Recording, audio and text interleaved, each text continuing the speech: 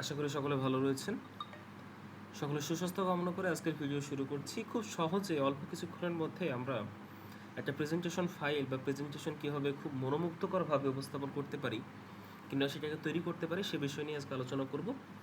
মূলত আলোচনার মূল বিষয় হচ্ছে এআই দিয়ে কীভাবে আপনারা প্রেজেন্টেশন ফাইল তৈরি করবেন। কোনো ধরনের আপনার মাইক্রোসফট যে পাওয়ার পয়েন্ট রয়েছে ইউজ করা লাগবে না, জাস্ট তাকে ইনস্ট্রাকশন দিবেন, সে আপনার মনের মতো করে তৈরি করে দিবে। তো চলুন শুরু করা যাক। প্রথম থেকে আমরা দেখছি আমি অলরেডি আমার যে ওয়েবসাইটটা দিয়ে তৈরি করব সেটার ইন্টারফেসের ভিতরে রয়েছি। আপনারা জাস্ট আপনাদের যে কোনো একটা ব্রাউজারে গিয়ে সরাসরি লিখবেন আপনারা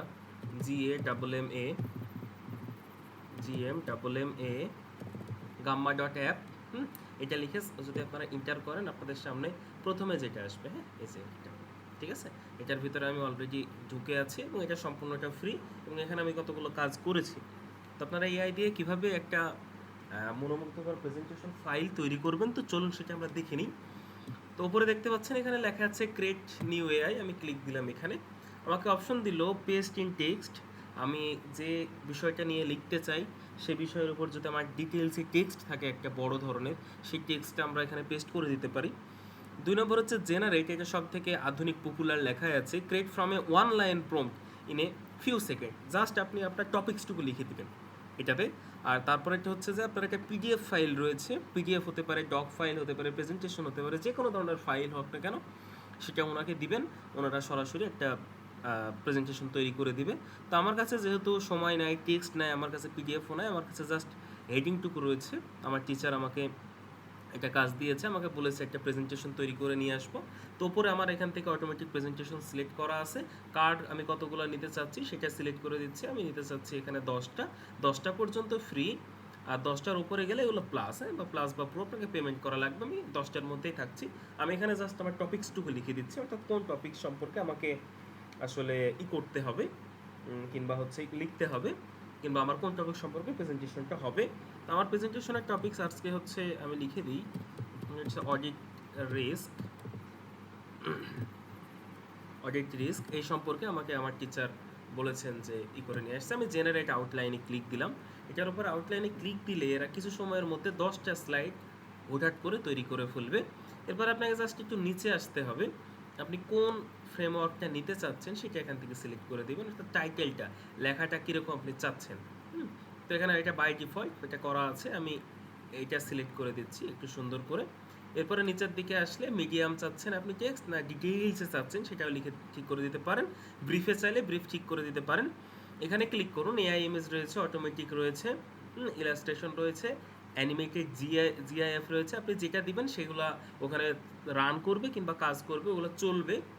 আমি যদি অ্যানিমেটেড জিআইএফ দিই তাহলে ওইটা আমার ভিতরে লেখাগুলা অটোমেটিকলি একটু নড়াচড়া করবে আসলে।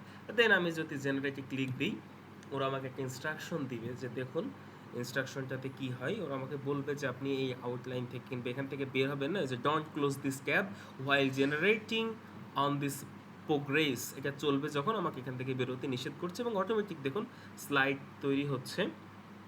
তো আমি কিছুক্ষণ ওয়েট করছি যতক্ষণ না তৈরি হয়ে যায়। অলরেডি 5টা 6টা 7 নম্বরের কাজ চলছে, শেষ হয়ে গেলে আপনাকে আমি দেখাচ্ছি যে আসলে কত সুন্দর হয়। That's all. আমার এটা এই যে ফিনিশড লিখে দিয়েছে। আমি জাস্ট উপরে যাচ্ছি, উপরে গেলে দেখুন আসলে কি সুন্দরভাবে তারা এই স্লাইডগুলো তৈরি করেছে, যে আন্ডারস্ট্যান্ডিং অডিট রিস্ক। হ্যাঁ, এখানে দেখুন কত সুন্দর জিআইএফ দিয়েছে।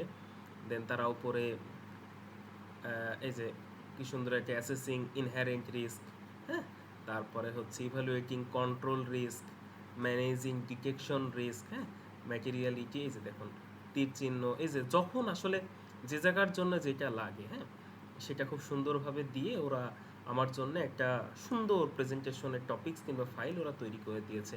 তো এইভাবে দেন আপনি জাস্ট এখান থেকে 3 ডটে ক্লিক দিলেন। আপনি যদি এটাকে চান আরও সুন্দর করতে পারবেন। এখান থেকে আরও অপশন রয়েছে, থিম রয়েছে, শেয়ার করতে পারবেন। আমি জাস্ট এক্সপোর্ট করে নিচ্ছি, আমার এটা এক্সপোর্টে ক্লিক দিচ্ছি। এক্সপোর্ট আমি পাওয়ার পয়েন্ট করে নিচ্ছি, কারণ হচ্ছে যেন আমি পরবর্তীতে ইচ্ছা করলে পাওয়ার পয়েন্ট থেকে এডিট করতে পারি। দেন পাওয়ার পয়েন্ট সিলেক্ট করার পরে দেখুন ওরা এক্সপোর্টিং পাওয়ার পয়েন্ট, কিছুক্ষণ সময় নেবে। Then PowerPoint is ready, then automatic download শুরু হলো। আপনারা দেখুন এখানে অটোমেটিক এখানে ডাউনলোড শুরু হলো এবং আমার ফাইল কিন্তু রেডি এবং ডাউনলোড হয়েও গেছে।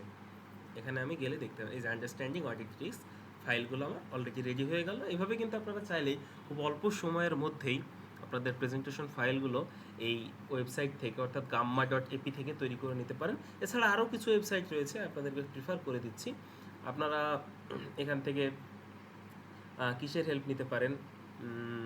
স্লাইডস, SLI, এখানে স্লাইডস, SLIDES, স্লাইডস বলে একটাই রয়েছে। স্লাইডসে গেলে আপনারা এখান থেকেও কিন্তু আপনাদেরই তৈরি করতে পারেন। হ্যাঁ, স্লাইডস ইন বলে আছে, স্লাইডস গো আছে। এই যে স্লাইডস গোটা বেশ পপুলার। স্লাইডস গো থেকেও আপনারা কিন্তু আপনাদের সুন্দর একটা প্রেজেন্টেশন ফাইল তৈরি করে নিতে পারেন। তো আশা করি সমস্ত বিষয়টি বুঝতে পেরেছেন। ধন্যবাদ সকলকে, ভালো থাকবেন, সুস্থ থাকবেন, আমার সাথে থাকবেন। আসসালামু আলাইকুম।